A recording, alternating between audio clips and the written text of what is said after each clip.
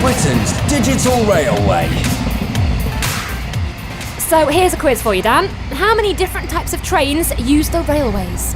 Ooh, good one, Bex. Well, you've got passenger trains like these, helping people travel all around the country, then underground trains, taking people to work on lines underneath cities. Not forgetting trams, taking people right into the city centre. And look, freight trains, like that one. They carry valuable goods to and from factories and ports. And then you've got maintenance trains that come out when most of us are either tucked into bed or at weekends. That's a lot of different types. Wonder how do they fit them all on the tracks? It's a great question. There are over 30,000 vehicles that can travel on the rail network, and they come in all shapes and sizes. They're all used in different ways, and the railways have to work for everyone. I suppose it's a bit like driving your family car. You get all kinds of vehicles using the roads, and you get different types of roads. Motorways, where you can go fast from A to B, then little roads to get to places closer to home. The railway network certainly has got things in common with the road network. It includes main lines that carry people between cities and large towns at a much higher speed than you can do on a motorway, and slower local lines that link larger towns with smaller towns. My parents don't use their car all the time, and I suppose not all the trains are used all the time either.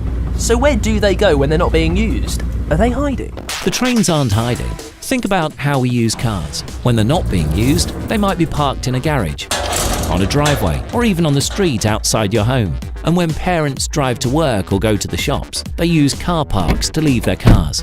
So, what does a train park look like?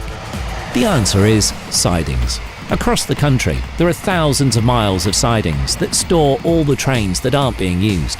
Some sidings are used overnight to store trains ahead of the morning commute to the big cities, whilst others in the big cities store trains during the day before taking people home again.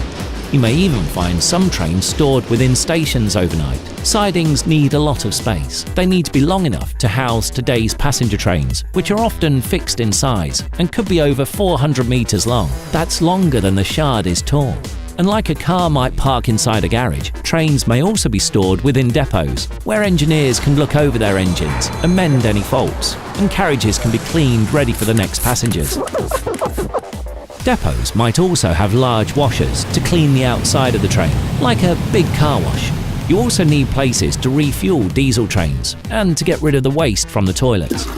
And with so many trains, you need quite a few depots. Within London, there are over 30 train depots, half of which are for underground trains, and the others for intercity and commuter trains and trams. You can see why engineers working on developing the railway network have to think hard about how these different trains will use the tracks and where they'll be stored and maintained. Are the existing sidings long enough to accommodate the new trains? Can refueling points be moved or removed? Do signals need to be repositioned?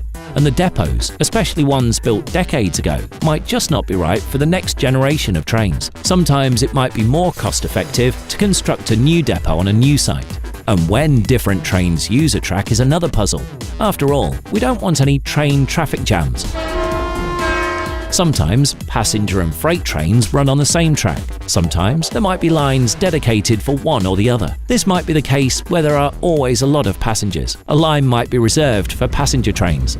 I mean, I might like jam, but a train traffic jam sounds rubbish. I'm with you there, Bex. I think I'll just stick with jam.